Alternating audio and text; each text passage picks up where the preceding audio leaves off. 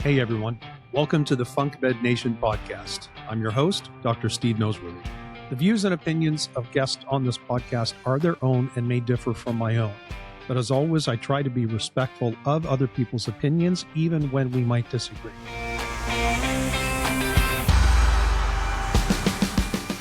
I've got two different podcasts. I've got one that I started a couple of years ago, which is just for the general public. That one's called Func Nation. And I have another one I started earlier this year for functional medicine doctors. And I, part of my career path is not just as a clinician, but touring around the country, teaching functional medicine for an organization called Apex Energetics, a gentleman by the name of Datis Karazian. And what I'm hoping today, Maria, is I'm hoping to get something for both audiences. I'm hoping to get something just for the layperson who may or may not know much about science, although, my experience over the last 5 to 10 years is that healthcare consumers are becoming much more educated. They know so much more than they did 15 years ago, 20 years ago.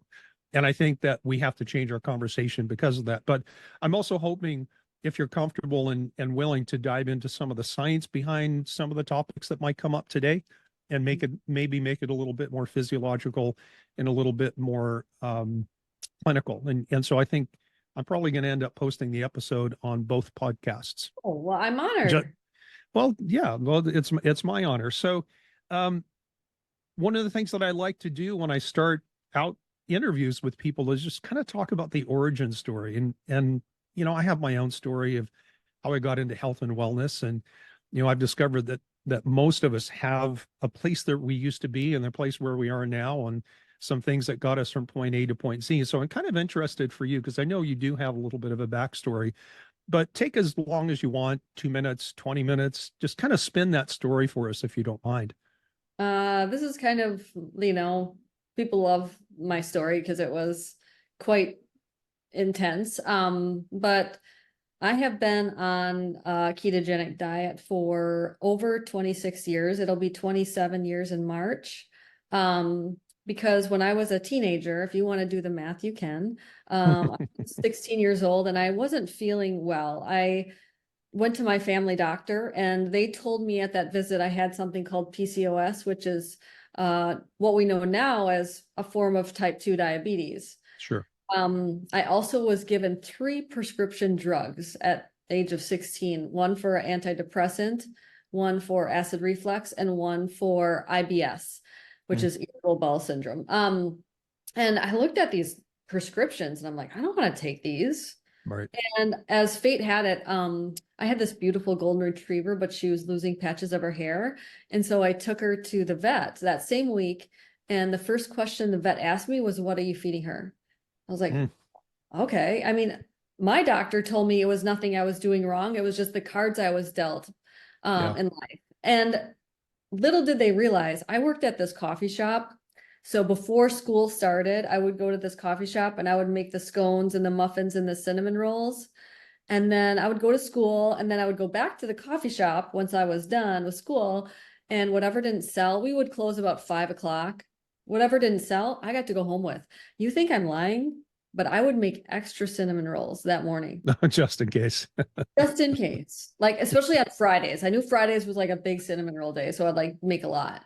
But I would go home with boxes. Like, do you know Seinfeld, like the muffin top thing? Like, I was just eating muffin tops and it was awesome. But given that diagnosis, I was like, wow, there wasn't the internet back then. But doing some research into what causes PCOS, because being told you can't have your own children at 16 is kind of mind-blowing. And looking into the PCOS, it's caused by excess caffeine, sugar, and carbohydrates. And so I had to really look at what I was putting in my mouth and completely change it. But I never want to eat chicken breast and broccoli, and I still don't. And so I just started recreating some of my favorite things like cinnamon rolls into these, low carb, exotic protein packed cinnamon rolls. And I just had fun creating really delicious food. And it was just for myself. Yeah. And, everybody thought I would fail.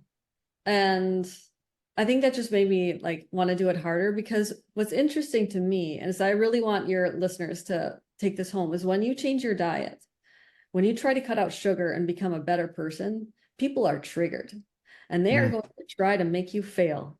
The closest people in your life, your mother is going to make you your favorite pie. And it's not because they don't love you. It's because they're afraid you're going to change. And little do they know you're going to change for the better. But having a little bit of stubbornness and, like, I don't know, I never was the one to follow the crowd. So I kind of wanted to do the opposite all the time. So it worked for me.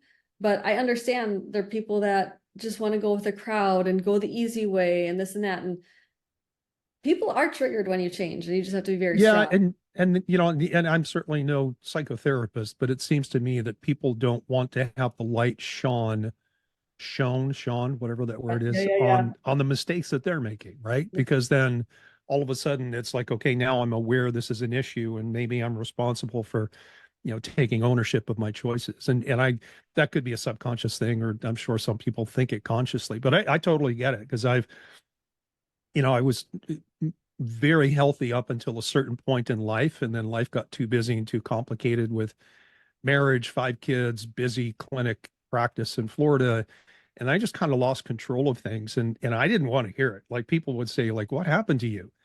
And I didn't want to hear it, because I didn't want to take ownership of my lack of priorities and all that kind of stuff. So was it that beginning of the journey, was that what led you to become a nutritionist? Because that's your primary background, right? Yep, I went to school for nutrition and exercise physiology, Mm. and I met my husband, now husband, when I was only 17. Mm. And I told him that I probably can't have my own children. And he's like, let's adopt. And that was something that I always wanted to do. And so we started adopting. I was married before I could legally drink alcohol. And he was much older than I was. So we started adopting, and he lost his job. And it was such a hard time for us to like set these children aside. And it was really sad. And someone said to me, Maria, why don't you, because this was after school, when I graduated college, I became a rock climbing guide, and I made like $8 an hour because I was going to be a stay-at-home mom. I was going to be a stay-at-home mom. That's what I was going to do. And so when he lost his job, I didn't have insurance. And if you lose job, like insurance, health insurance and all that, your adoption goes back to zero. So all that money you put into it goes back to zero. So like depression totally was, it was a hard time. And someone said, well, Maria, you're going to start a blog. What is a blog? Right? This was a long time ago. This was 15 years ago. What is a blog? And they said, you're going to write a cookbook to put your recipes in to help raise money for your adoption. I was like, oh, that's cool. This is how poor we were. Okay. I had to ride my bicycle to the library, not even a car, because we sold our cars. We had nothing. I rode my bicycle to the library to write my first book. And I am so grateful for that hardship, because it gave me a reason to wake up.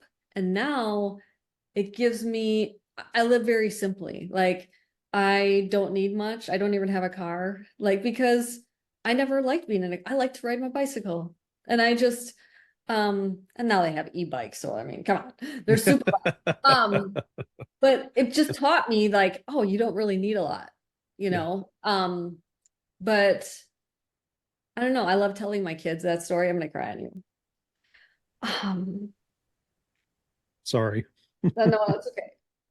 This time of year is a lot because this is when we were in Ethiopia. We did adopted them from Ethiopia. And so just the holidays are a lot. And I'm just so grateful to be their mom, Yeah. And I'm grateful that's it. And I like that part of the story the best. Yeah. And it's just, it couldn't have happened without people like you, spreading the word. It really couldn't have. It couldn't have. I just know that. So. Yeah.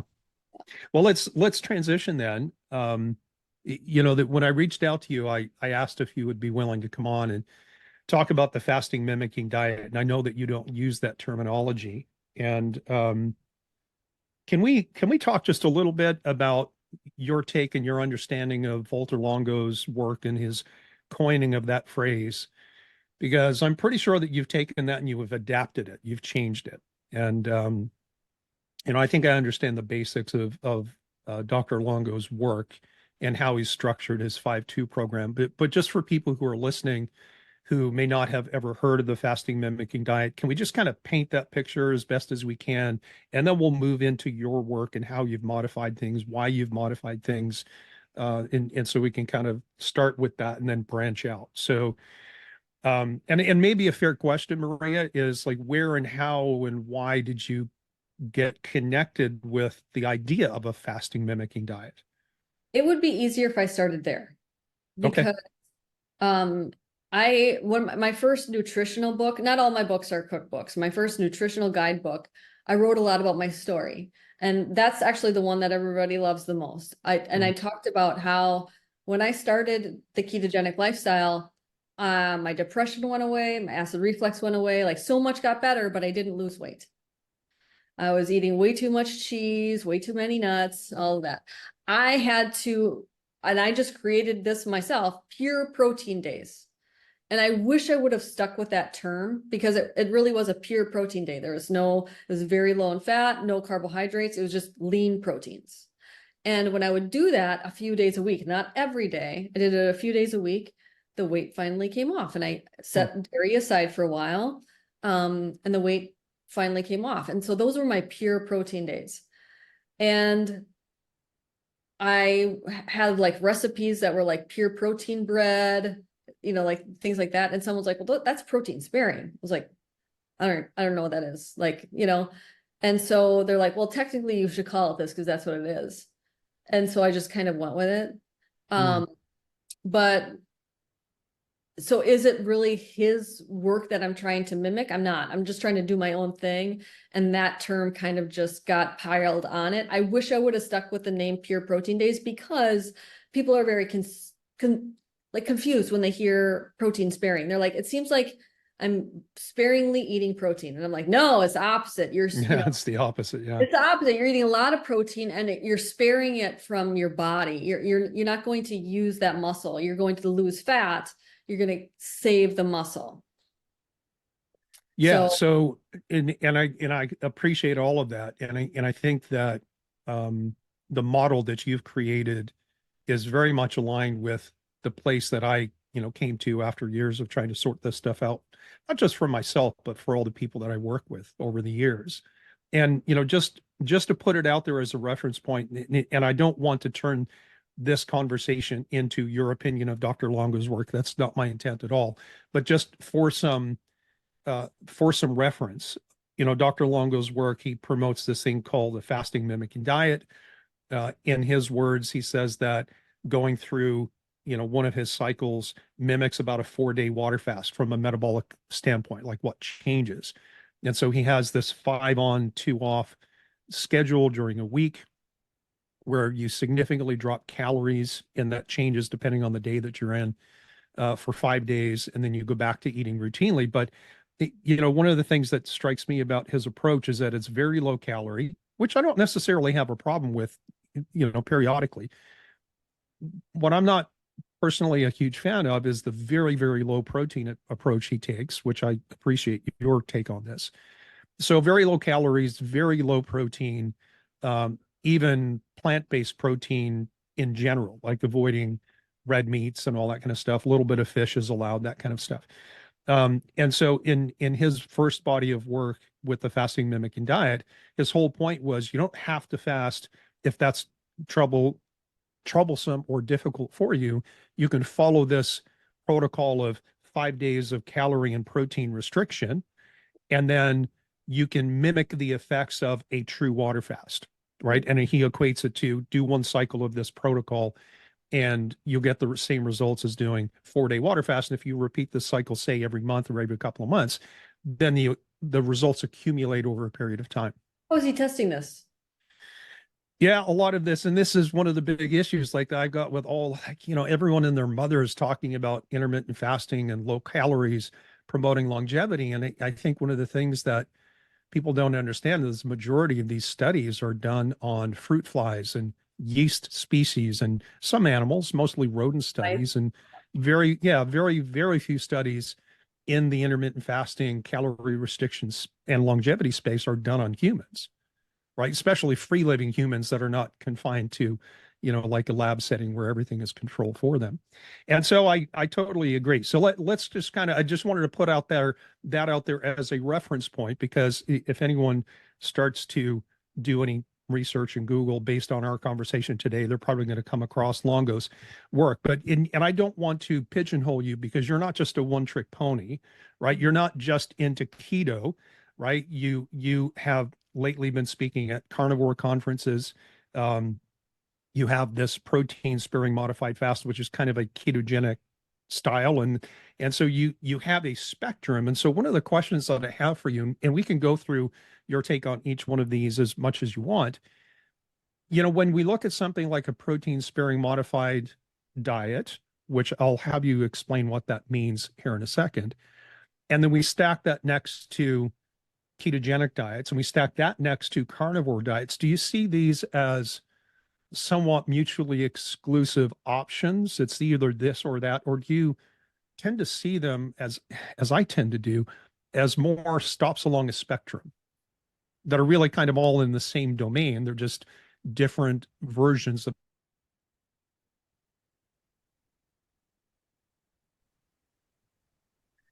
You paused for a second, just so you know. Okay, sorry about that. Where did I lose you? No, I understand what you're saying. Yeah, they're Okay. all I would say they're all a ketogenic diet. Yeah. Carnivore is a ketogenic diet. Yes. It's just taking it to the next level. And my family is more carnivore than anything. I do not eat protein sparing anymore because there's no need to. I don't like putting people on a protein sparing diet that only have 10 pounds to lose, because they're going to be miserably hungry. However, I work with people that are over 600 pounds. And Tyler, he was 650 pounds and he was so sick, he needed to lose the weight fast. He had a lot of energy on his body. He did not need to eat a lot of energy. And the reason I like protein sparing versus a water fast is because we know you're going to lose muscle in a water fast. Right. And the whole idea of autophagy, and you have to fast to get autophagy. You know what's better for that? Exercise. I was just going to say, in fact, my wife and I had that very conversation this morning. That's why I'm asking you, how is he testing the benefits of fasting? Because anyway, Tyler lost 100 pounds in 2 months. The best way to reverse like type 2 diabetes or insulin resistance is to shrink your fat cells and to gain or at least maintain your muscle. And at that size, he was not at the point of exercising, but even just like getting up and down from a chair, he's doing a squat with, 600 pounds. It's a lot. Yeah. But I also work with people with epilepsy and seizures or Alzheimer's.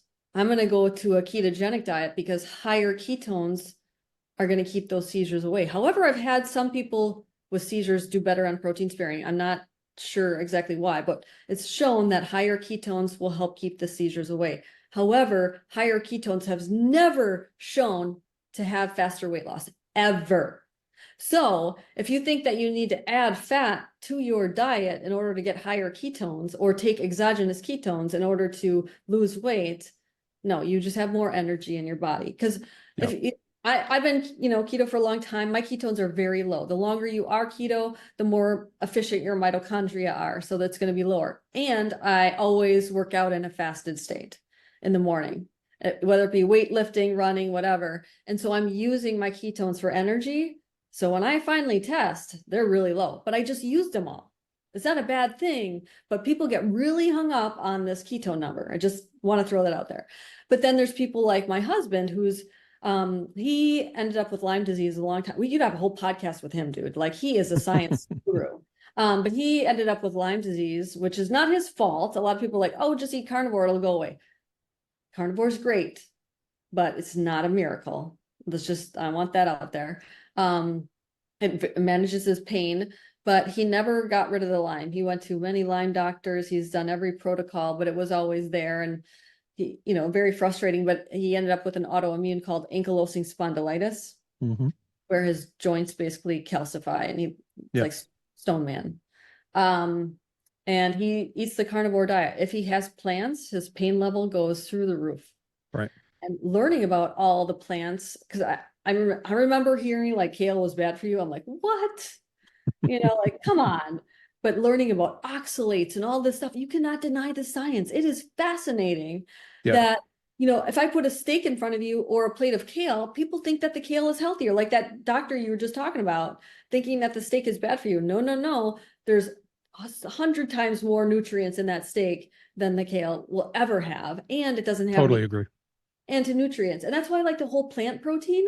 It's frustrating because people will think that that's better, especially, you know, like, you know, in California, everybody wants to be vegan, vegetarian, whatever. So they'll do like pea protein. And I'm like, do you understand that even though your package of pea protein says there's 20 grams of protein per scoop, the bioavailability of that is really maybe 10 or less. You might get 10 grams of protein per scoop. So you're going to have to eat double the amount just to get that much protein in. And Right. so it's frustrating because the vegan community seems to keep growing, but I love that you're out there just like preaching the truth. Yeah, and I, you know, I know this is going to upset some people, but I'm at the point now where I won't take vegans who won't consider changing their diet. I won't take them on as personal coaching clients, right? Because they're unfortunately too difficult to help. Now, I totally respect if somebody chooses to be a vegan because of deeply held philosophy or perhaps religious views. I'm not going to try to mess with that. You can't. But no, and so if somebody, you know, applies to become one of my clients, I actually have a question in my intake questionnaire. It says, you know, are you a vegan? And if you are you willing to consider at least starting to incorporate some animal products? And if the answer is no, then we're done. Yeah. We're done at that point. And again, I know it's going to upset some people to say that. And I know that you know, there's more recent research. Stu Phillips up in Canada, in particular, he's a big strength and muscle physiology guy. He's been studying, you know, can you build muscle on a plant protein diet? And of course, you know, of course you can, but most of these are supplemented with soy protein. You know, and that in and of itself might have some individual health concerns. Like I have a feeling you and I could go down multiple bunny Oh my trails. gosh, I love you. Yeah. We can go on forever. So let's try to constrain things. So let's go back and let me try to capture one thought, and then I would like you to explain what the protein sparing diet is. Do you look at both carnivore and a protein sparing diet as subsets of keto or special versions of that? Yes, yeah, subset. That's exactly what my husband says too. And it just depends on, this is why, you know, when you work with someone, you say, what are your goals? Because what their goals are is going to drive me what the diet is going to be. You know, I think carnivore is the ultimate autoimmune protocol. I really Mm, believe that a dairy-free because I think you could do you know, I have a carnivore protocol that's like level 1 is just beef and salt. Like that's yeah, it. But you can get up to the carnivore level where you're adding butter to the steak and drinking heavy yeah, cream and all of that, where, you know, what it is what it is. But I do think that meat is healing for sure. yeah. We have, I think, January is World Carnivore Month, which actually I've spoken out loud that I'm going to do carnivore for January, and so I've I will send you my carnivore books. Like you give me your address. yeah. Send Oh, you away. sure. I would love that. I would appreciate it. So, all right, let's talk about what the protein sparing modified or fasting. How do you say it? It's the protein sparing modified Modified fat. fast, Yeah. modified fast. Yeah. Um, and is it truly a fast? Well, it to me, it's instead of water fasting.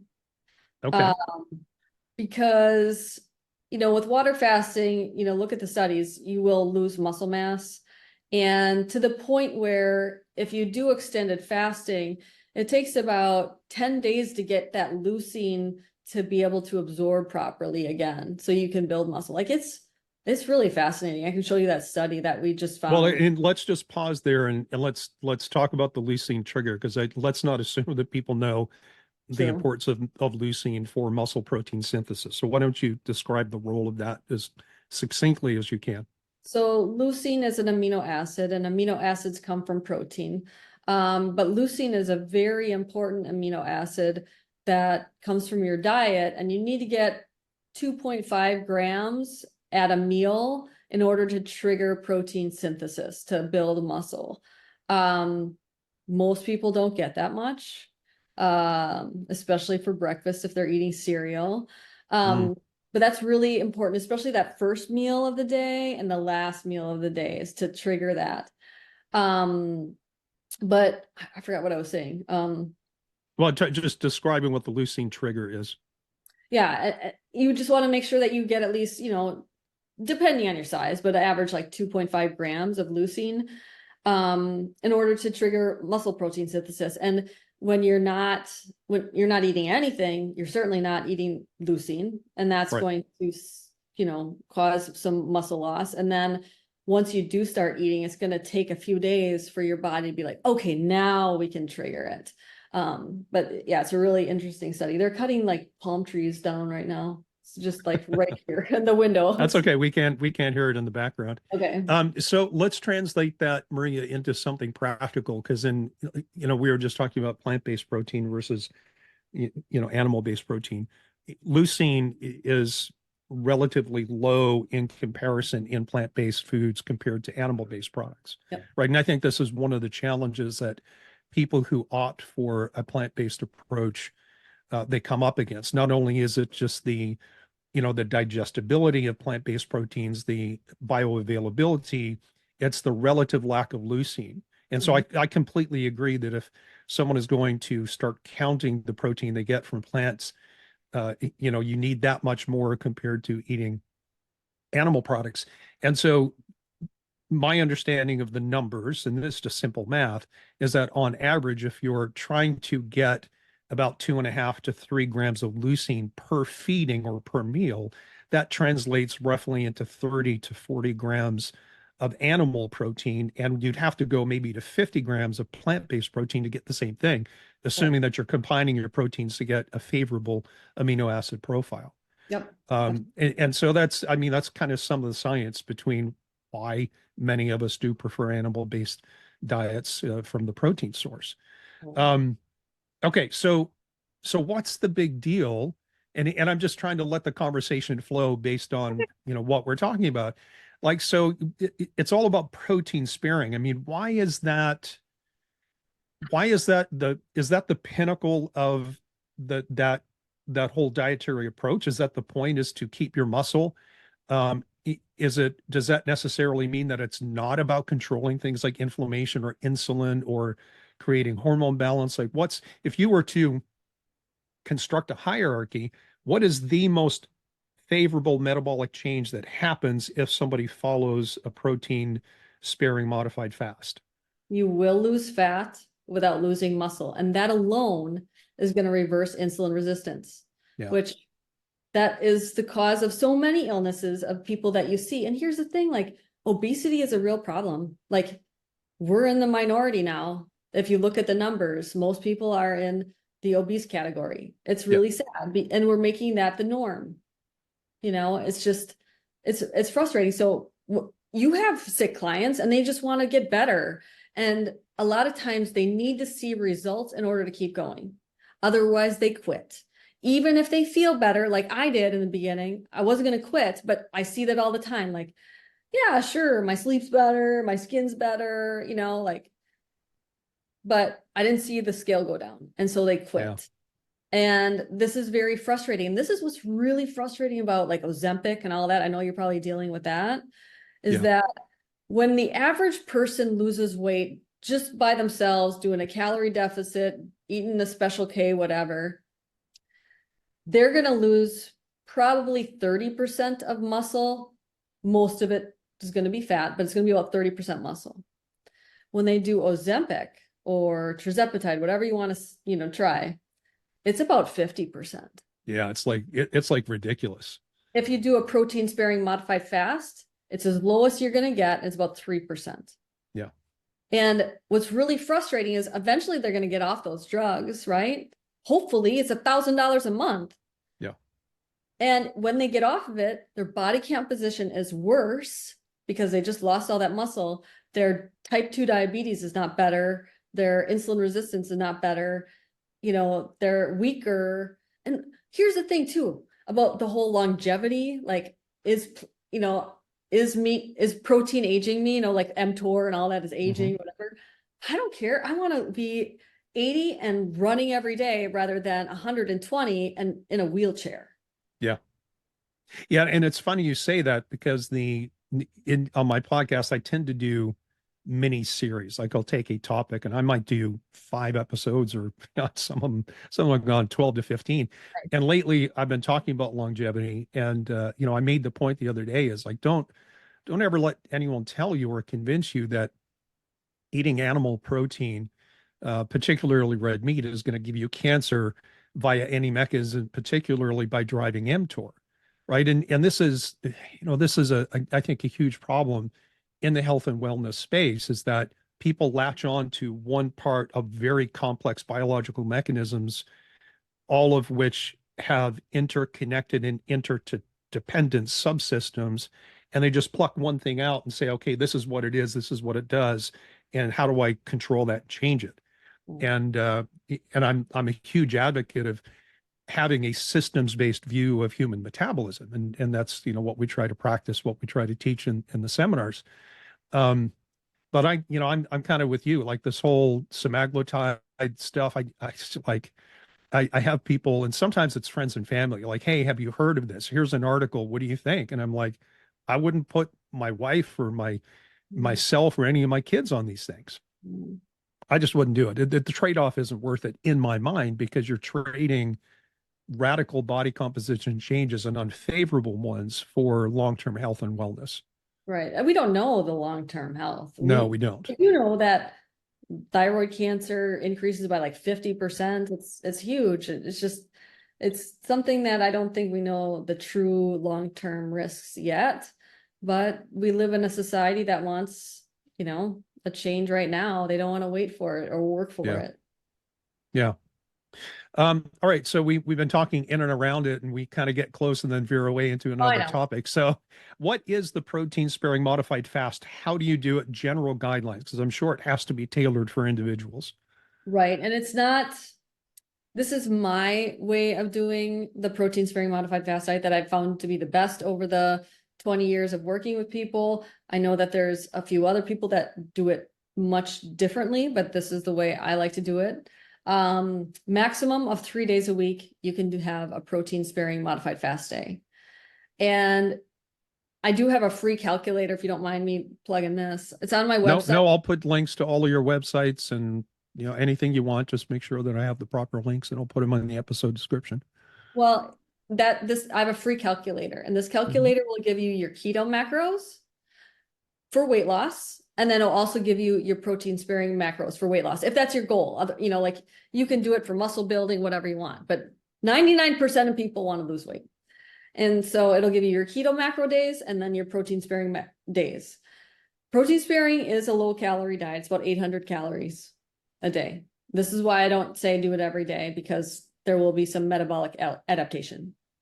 Depending on how large a person is, I'll give them how many days they can do it. 3 days is maximum. And like I said, I don't recommend it for someone who's just trying to lose 10, 15 pounds because they don't have a lot of energy on their body. They're going to be really hungry. But when they have a lot of energy, they're like, I feel great on protein sparing days. Can I do it all the time? My definition is it's dairy free. If you do it my way, dairy free and nut free. So that means no fat-free cheese, no fat-free cottage cheese or low fat, any of that. Because I know some people do that, or whey protein. So, and I usually don't recommend whey for weight loss just because it is absorbed so quickly into the body. It's fine for a bodybuilder or something like that, but someone who is insulin resistant, I don't want to do that. And And then, can you pause there for a second, Maria, and explain the link between whey and insulin resistance? well, all proteins have a different rate of absorption. This is also Mhm. why soy is bad, it doesn't signal as fast. So whey protein is absorbed very quickly into the bloodstream. Often see your blood sugar go up with it because it's absorbed so fast. I like beef protein. I have a beef protein powder that I really like and enjoy myself. It's absorbed slower and more evenly. And then there's some that like take forever to trigger. Like egg is somewhere in between there. It's more on the longer end, like egg protein. And then you get the pea protein and soy protein way down the line. So it's not great if it happens too fast or too slow. It's fine if it's for someone that's not looking for weight loss or whatever, but Right. also the dairy aspect, you know, whey is dairy, and we poo-poo gluten in this keto community, but nobody talks about the dairy issue. Mm. And dairy is a much more common allergen than gluten is. But I think that people are already giving up, you know, the bread and the rice, and they don't want to give up the dairy also.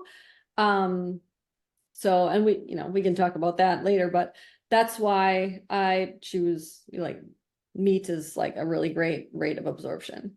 Yeah. So dairy free, no nut flours, no coconut flour, anything like that.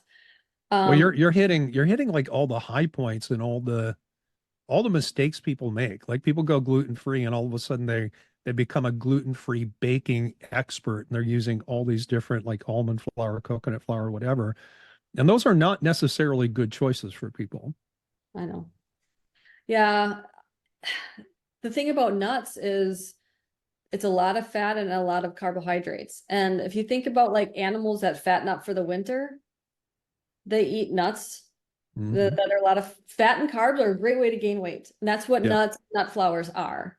Yeah. So that's why I usually don't recommend those. I still have Right. desserts. I mean, like they're just different. Like, you know, I even have like an angel food cake that's pretty mind blowing. But and we made a flourless red velvet cake yesterday. It was really good. So it's not like you're eating bark. It's good stuff. Yeah, and But I think sometimes people think that you know if they make radical changes to their diet, which you know certainly from a standard American diet, this is a radical change. I think people who are used to living in that domain with their diet, it's not so radical. But the departure from a standard American diet is, you know, for some people intimidating and a little bit scary, which is why I appreciate the fact that you've put together the cookbooks because that's a tool they can use to bridge that gap. and my recipes have gotten easier over the years. But I understand not a lot of people like to cook. That's why you get a slow cooker or Instapot because it does it for you, you know? Yeah. But so back to the protein sparing, and then you want to get enough protein, about, you know, 0.1 times your lean mass, and that's Point every, one or one. what's that? Point one or 1 gram Point per pound of lean mass. point one one. One. Sorry, Okay. That's what I thought. sorry if I said point one. And then you know, your keto days would be more like 0.8. That's where I got mixed up there. So, you know, it's more important to get higher protein on your protein sparing days because you're not eating the fat or carbs, and that's going to keep you very satiated and not hungry. But here's the thing, protein is awesome for building your body, building hair. And that's the thing too, like women come to me, they're like, I tried the keto diet and I lost my hair and my thyroid suffered. I'm like, yeah, because you didn't eat any protein. Mm. You know? Protein is so important for like skin turnover and your hair and your nails and your thyroid, all of the stuff. So, yeah, 800 calories, you know, like on average for like, you know, 120-pound woman, like 100 grams of protein, you know, just to put it simply, and then maximum 30 grams of fat, 20 is better. That's plenty for absorbing fat, mineral vitamins and getting your gallbladder to work. And then carbs as close to zero as possible, but it's hard because even scallops have carbs, liver has carbs, you know, it's hidden, you know, there's some Yeah, of you have that trace amount right. scattered It's here or nothing to there. worry about. Don't count them. It's fine. You Yeah. know, if it comes from an animal, I'm not too worried about it. But then, you know, so that's 3 days a week. And then the other ones will be your keto days. And then I do an overfeeding day. And this overfeeding day is not a Pizza Hut day, but it is, you can have, you know, ribeyes or ribs, or you don't really count calories that day. You just kind of like go with it. But as long as it's dairy-free, protein forward, but it could be those higher fat proteins like chicken wings or ribs, Hmm. ribeyes. But that's the thing, like a lot of carnivores, that's all they eat are ribs or chicken wings, Yeah. or, and some people are like, but this person is really skinny and they eat ribeyes all the time. It's like, yes, if I eat a lot of fat now, but I didn't to get here. Sure. So I Yeah. want And so people can we pause on that thought because you know if you look at Like if you were to write down the instructions for the protein sparing approach and compare that to keto, especially the way a lot of people do keto, um, one of the biggest differences is in the amount of fat that you're recommending compared to the standard keto approach. And I'm trying to put myself in your head, and that might be the wrong thing to do, but are you doing that simply because the whole point is you're trying to tap into your adipocyte reserves, right? Because most people have, even a lean person has enough fat to provide what, 60, 70,000 calories. And so if you're eating dietary fat, and if you were eating lots of protein, but at the same time eating tons of fat, you're going to preferentially use your dietary fat, and your body fat is just going to sit there. So is that the main reason for dropping the fat down? Yeah, your body's really smart. It's much easier. And there's only, one place, really, two places for the fat to go, that dietary fat. Most of it's going to go to storage. People think that it just flies right through you on a ketogenic diet. No, you'd be on the toilet all day. Yeah. Remember those Wow chips? Yeah. Oh, Olestra. Yeah. The average person, if you test our stool, we only lose like 8% of our fat through our stool. Any more than that, you go up a little bit with like those Olestra trips, you're going to have diarrhea. You do not want more than that to go through your body. So this is like, so then where does it go? Mainly it's going to go to your fat cells. And this is the whole fat flux. But what was I going to say? Oh, so I hate it when people are like, so what do you eat? I want to look like you. I want to eat like you. It's like, well, to get here, I ate differently. Now I eat a lot of fat because I exercise every day. I love it, and protein is wonderful for, like I said, the hair, skin, nails, it's a building blocks. It's like the Legos of your body, right? Right. But it's not a good energy source. It's not a good energy source. Carbs are great energy. Fat's great energy. Fat's a better energy, I should say. Carbs are okay energy. But protein is not. So once you get down to a lean body and you're not eating enough dietary fat or carbs, your energy is going to be really bad. And, it's not a good situation to be in. So that's why I don't like it for people who are already pretty lean to do that. Right. Yeah. Right. So, that's the distinction between your approach to fat. Do you put restrictions on the types of fats to consume or to avoid? Because I mean, there's this big controversy now out there between the seed oil advocates and the anti-seed oil advocates, for example, right? And there's obviously other types of fats. I'm not a fan of seed oils. I do think that they are inflammatory. Hydrogenated being the worst. Soybean, cottonseed, canola, they're not flavorful. They're not good. Like, use duck fat, lard, tallow. Because I do send for protein sparing, if you're on like a program with me, we're going to stay away from the butter and the ghee for now. Because of the dairy. Yeah. And usually that's the first thing they can add in if they don't have autoimmune issue. But they often find there's nothing better than a tenderloin cooked in tallow. Like, it's just, it has a very high smoke point, so it can get real crispy on the outside. And it's flavorful, and the duck fat and the coconut oil if you want. I'm not afraid of that. You could use avocado oil. I don't really use it. I don't like the flavor. But there's a lot of other dairy-free fats you can use. Yeah. So do you limit fat intake to that which is found naturally in the protein sources you're choosing, or do you have people add extra fat, whether that's olive oil or something? For what?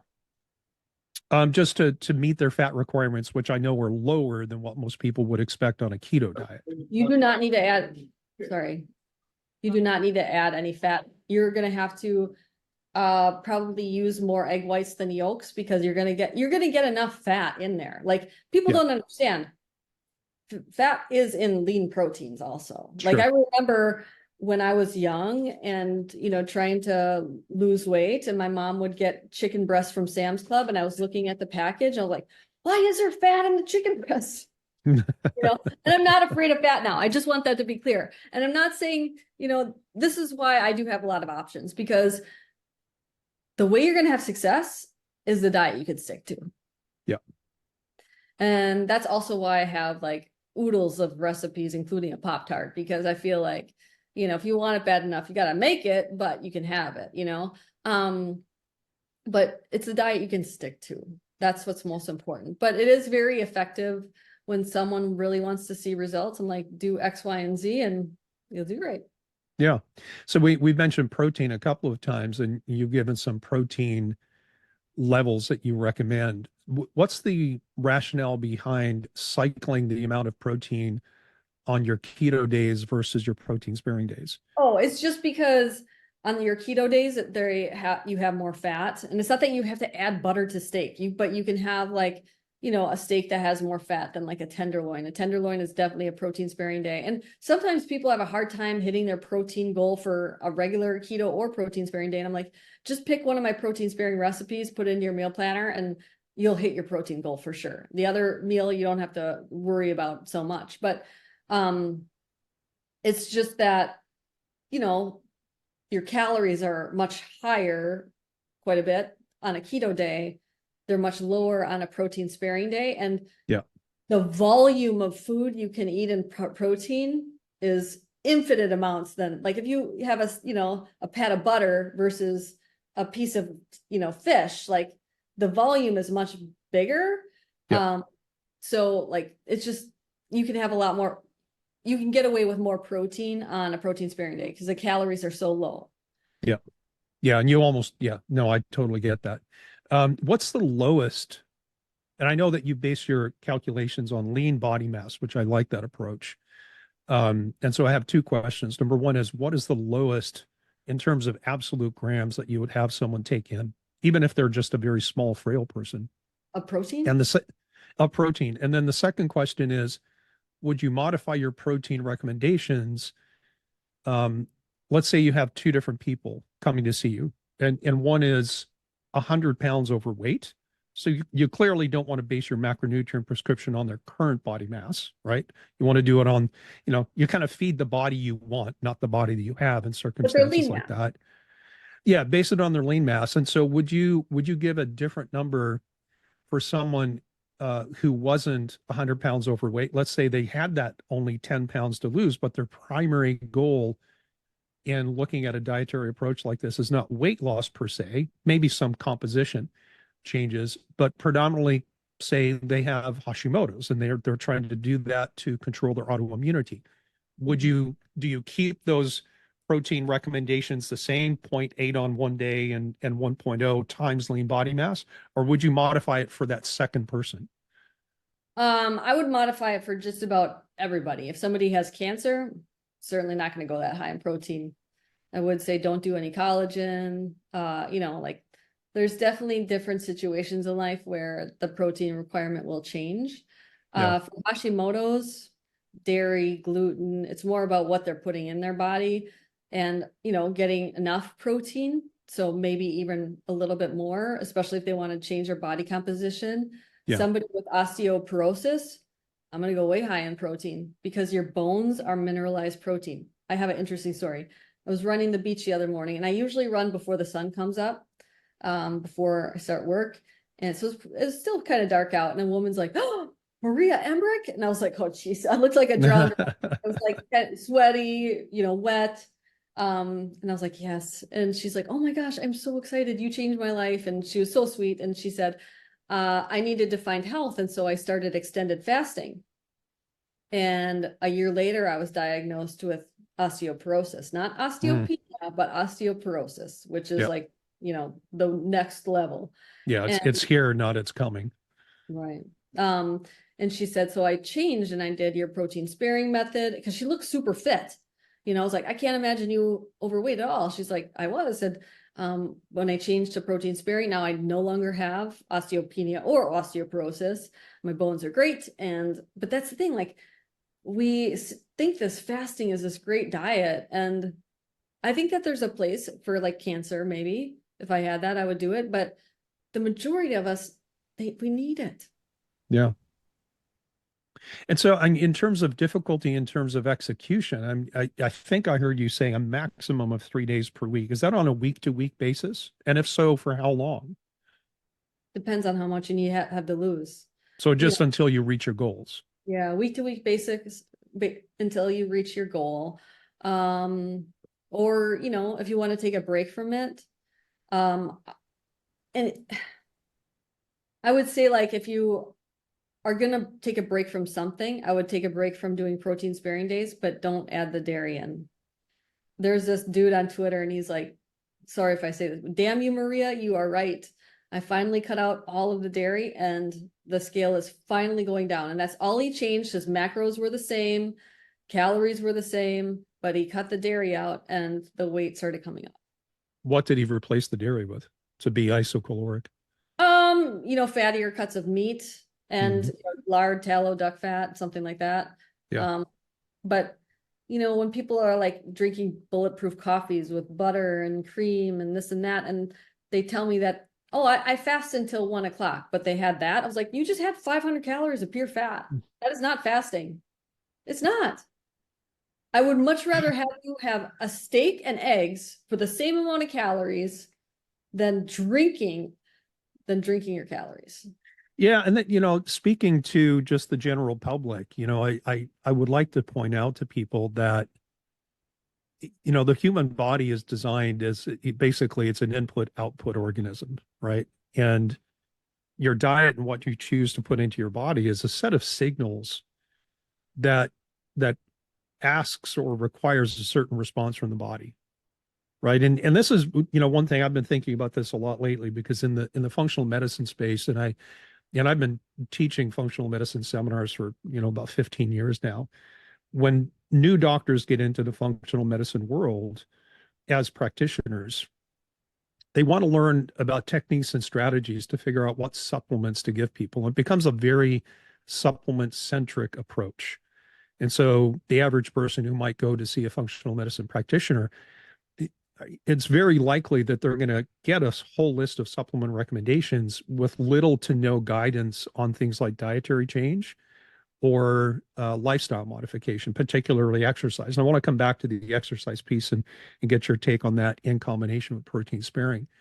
And so, I guess one of the messages I would like healthcare consumers and functional medicine clinicians to get is, listen, diet and lifestyle are, to me, those are far more powerful than nutritional supplements. That's not to mean that supplements aren't necessary or desirable in certain cases, but if all you're doing is taking the latest supplement or even something that's crafted for you individually, but you're not changing your diet, you're not optimizing your lifestyle, particularly the exercise piece, you've got your pyramid upside down.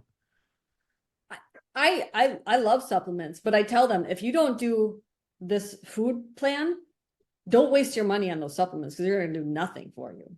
Yeah, it's almost like we've forgotten what the word supplement actually means. It means in addition to, right? I mean, some of them are going to help you to sleep better or whatever, which will help you eat better. But if you're not going to do the diet, do not waste your money on these. Like, this is first for sure. Yeah. And you only need to do this. This is like, obviously I deal with a lot of, postmenopausal women that are really low in progesterone and estrogen, and food's not going to heal that.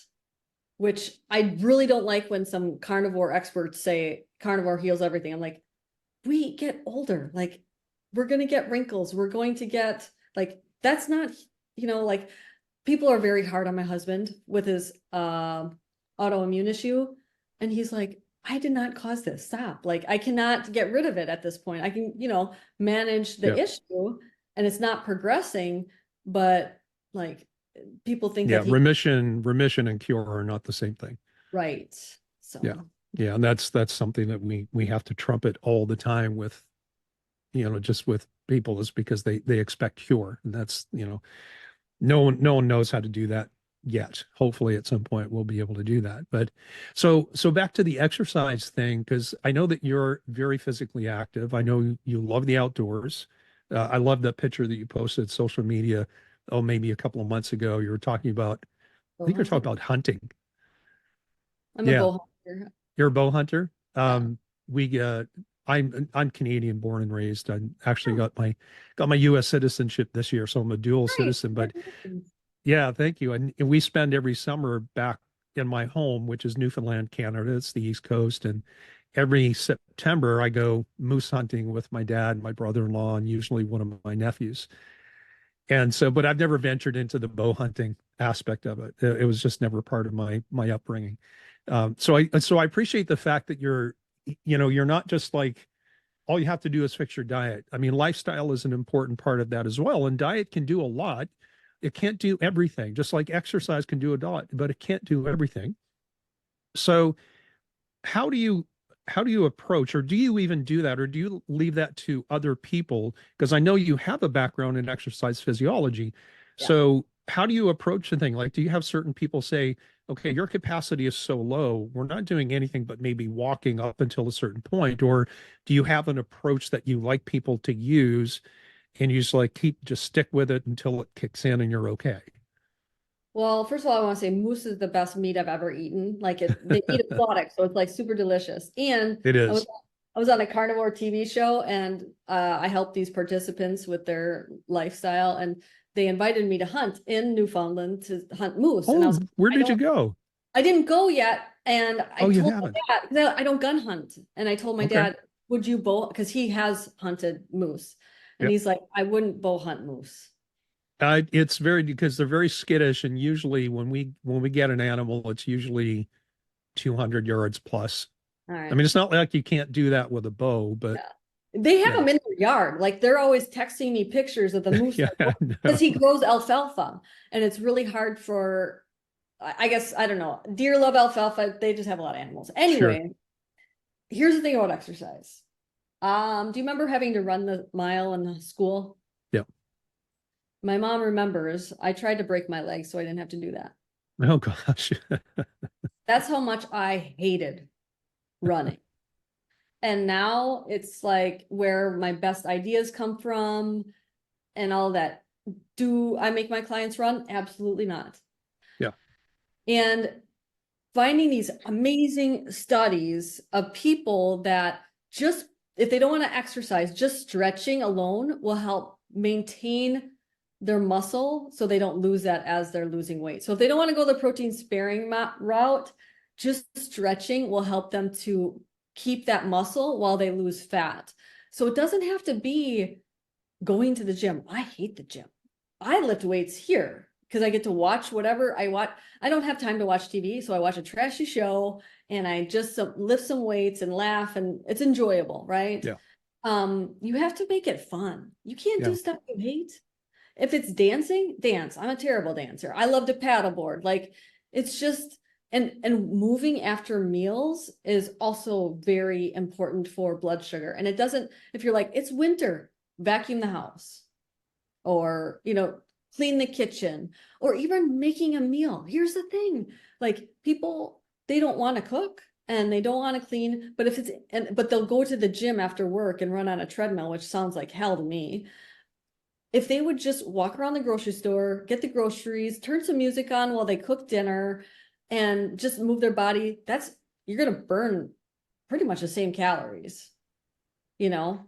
So is a starting point for you, especially with people who are more metabolically deranged, is a starting point for you to make sure that their NEAT, their non-exercise activity thermogenesis, is where it needs to be before you start adding exercise? Is that an approach that you either do or you would think is a good idea?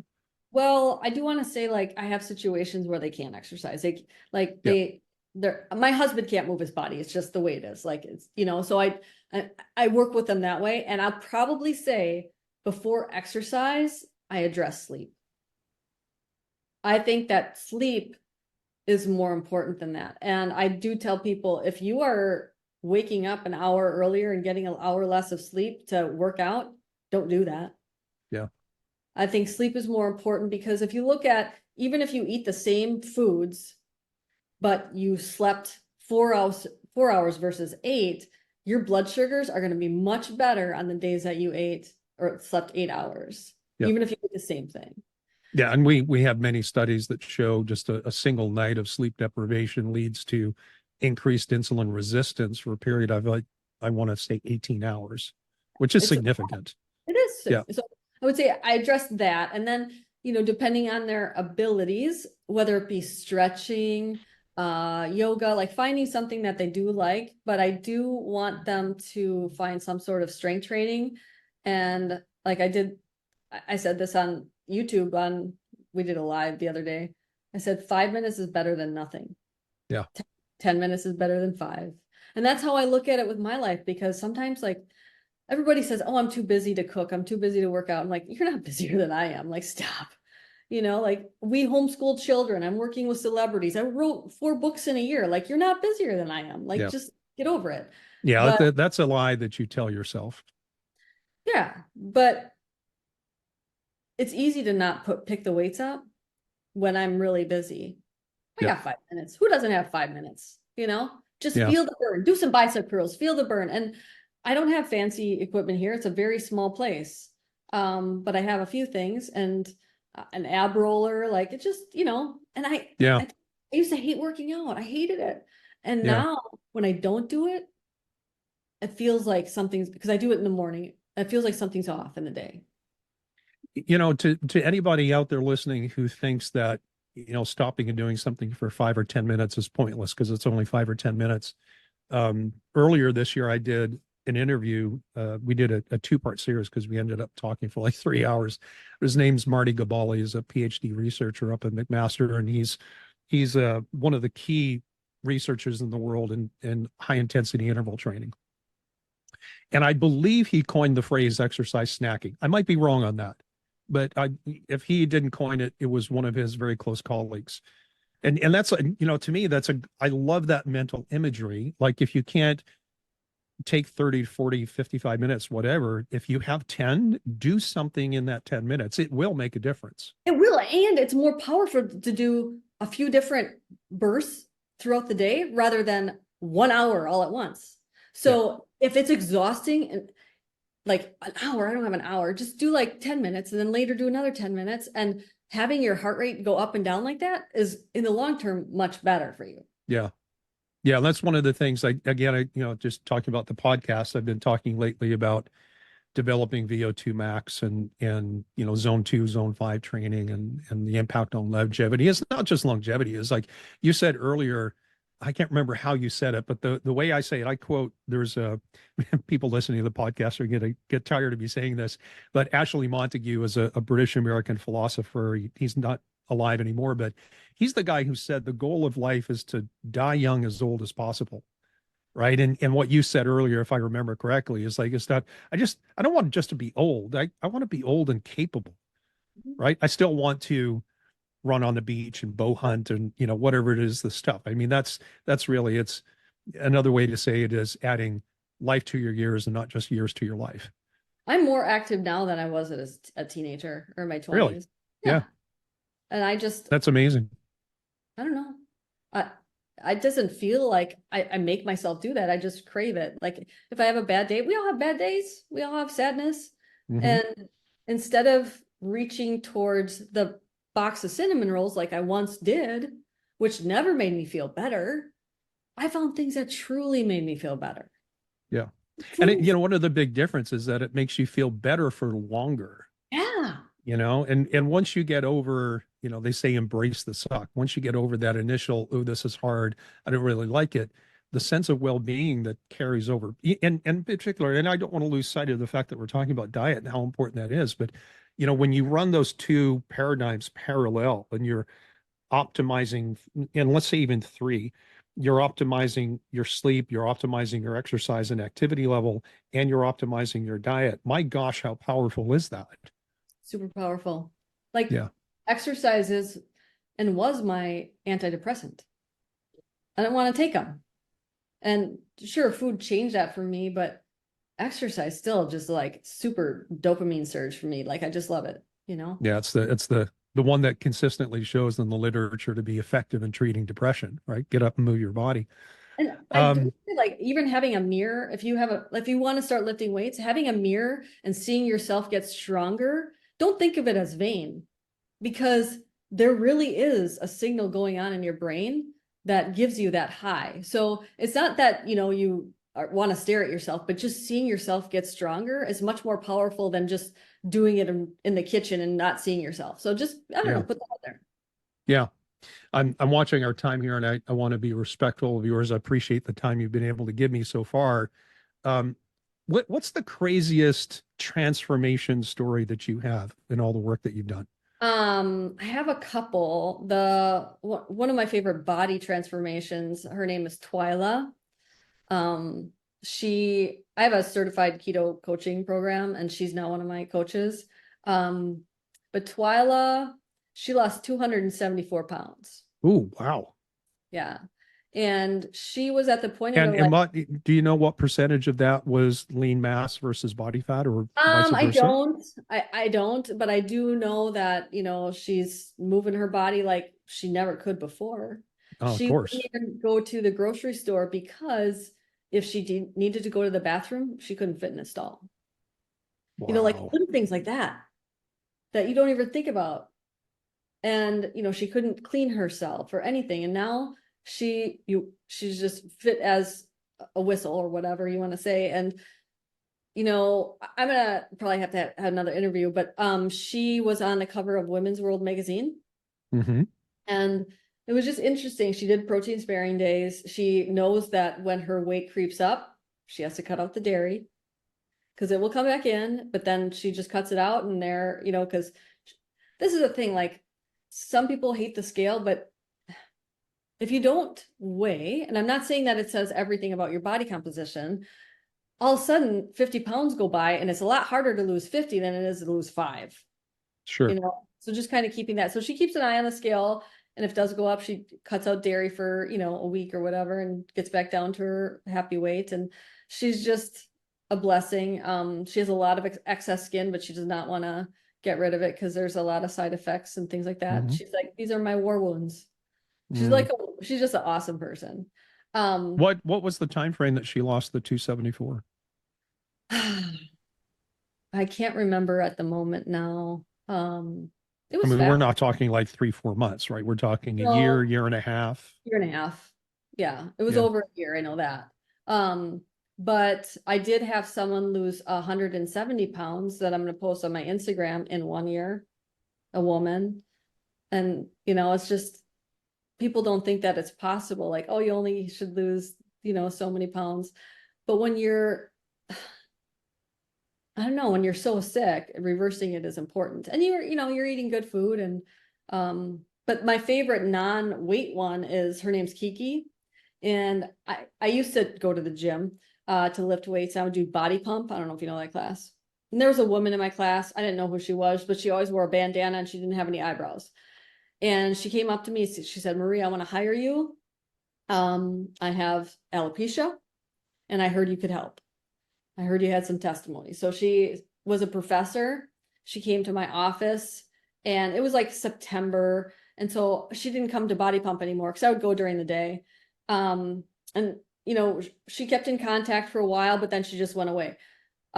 In May, she comes to body pump class and she's wearing her bandana. And she starts crying, walking up to me, and she takes her bandana off and she said, Maria, I had my first haircut in 10 years. Oh, wow. So it's just like food is powerful. I didn't give her any supplements. Yeah. Biotin is not going to help your hair.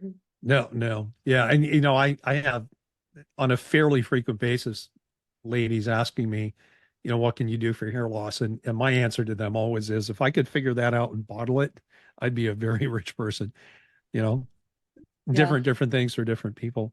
right. Um, Protein. protein. So what is, and maybe we can end on this and we can talk about some of the, like your online community and some of the events that you've got coming up, but what are, let's do two things. Who shouldn't do a protein sparing approach? And the answer might be it's for everyone, as long as it's constructed well. And what are the most common mistakes people make? So let's start with, is this for everyone, or are there certain people who should be cautious or shouldn't do it? No, it's not for everybody. If you are, lean already, because some people, I was at a conference and they're like, Maria, I tried protein sparing and I was miserable and I felt awful. I was like, you were so lean. Why would you even try that? And they were exercising. And I was like, don't, you could still exercise if you have a lot of body fat, but she didn't have a lot of reserves. So if you're already lean, pregnant, I wouldn't recommend it, children, Yeah. you know, you're growing. Just the sensible stuff, right? Sensible stuff, right? the biggest mistakes on the ketogenic diet, No, on protein sparing. protein sparing would be dairy, even like lean dairy, low fat dairy, and doing it too often, too much. They're going to have Hmm. some metabolic adaptation, like, you know, if you do it every single day. Um, alcohol, not sleeping, like, you know, the typical things. Uh, Again, sensible stuff.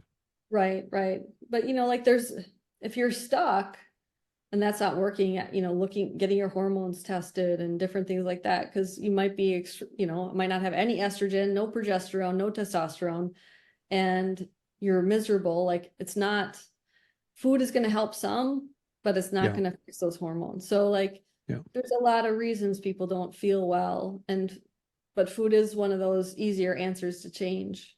Yeah.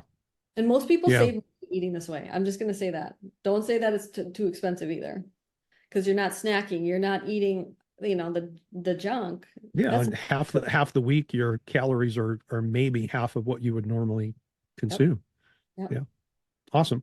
All right. So I know that you've got multiple websites. I'll put websites to your Mind Body Health. Thank you. You're a keto adapted. I know that you've got some coaching certification programs. Is that for lay people? Is it for people who already have some kind of either like a health coach certification or healthcare practitioner credentials? Like who should be or could be interested in your coaching certifications? We'll say people around the world are doing the certification. It could anything from a nurse is doing it, a functional doctor. I had someone who was a functional doctor, but they're like, I still need to know more about cholesterol and why I shouldn't, you know, the statins, and like they still needed to know more. And Yeah. that's what we're about. It's just my husband and I, we teach you everything. We have meetings, so they can feel confident about not harming their patients, you know, about cholesterol or what markers to look at, what supplements should you not take with blood pressure meds. Because you know, I certify people in supplements if they want to add that on. But there's a lot of, you know, don't take potassium with blood pressure meds, or like, you know, when to take magnesium if you're on blood pressure meds, different things like that. And then, yeah, there's some people that just like Twyla, she had success, she wanted to do it. But then there's some people just that are great cheerleaders, because that's what people need, is a great cheerleader. They want to talk to somebody. They need someone that is going to motivate them to get off their butt in whatever way that works for them. Yeah. So it's anybody. Good. And I know you have a keto retreat coming up. What's that about? Yeah. Somebody asked me like, hey, Maria, we should go to Italy and like do a keto, like, you know, explore Rome and everything and do it keto. And I was like, what? I don't have a passport, you know, I never thought I didn't think I could afford to travel. Right. And so, I did have a passport. I'm just kidding. But we do these retreats. So whether you're keto or carnivore, whatever your dietary needs are, they'll be met. But again, I'm not a judgy person. So if somebody wants gelato, I don't care. Just don't peer pressure me into it. But you know, we're going to I'm going to Thailand in March, Portugal in May, and Italy in September. So it's And these are cool. all retreats, or are some of these events that you're speaking at? No, these are, you get to travel with me. I teach you anything you want to know. It's like having a personal consult for 8 days, right? We go to dinner together, breakfast, we go see the, you know, Coliseum together. We have all of these, we went surfing. Like I was in Bali this last year, we went surfing, or actually I was the only one who surfed. Everybody just watched me and laughed. We rode on elephants, you know, like we just have fun. It's just a fun vacation. And what I love is I go alone, and I want people to be like, if you don't have a friend to go with, don't worry, because I don't have anybody either. Like, um, You know, so I think that's such a great idea for so many different reasons. But one is like my wife and I this year we've been on three vacations, two cruises, including two cruises, and these are the first cruises that we've ever been on. And so you take people and then you take them out of their environment. You're traveling, and most people will assume like you can't follow a diet when you're traveling. yep. Like, yeah, you can if you know what your choices, what your options are, and if you're dedicated to the outcome that you're pursuing. Yep. Yeah. So I love it because you're showing them like this is how you do it. And I usually like miss my family when I travel for events that I speak at. I don't miss them because I'm just seriously like think about who's coming on the trips. They're like fun people. They're not, Yeah. I just have so much. I never laugh so much in my life. So Oh, that's great. yeah, That's don't come with fantastic. your family. Come with us. It's super fun. All right. Any final words of advice before I let you go? No, but I do think that you should have my husband on and talk all more about the science. He'll take it to another level for you. Yeah, I'd be interested in that for sure. He is a scientist, so yeah. Got awesome. Well, Thank you. Maria Emmerich, thank you very much. I appreciate your time and shout out to all of your listeners. Thank you so much. All right. Take care.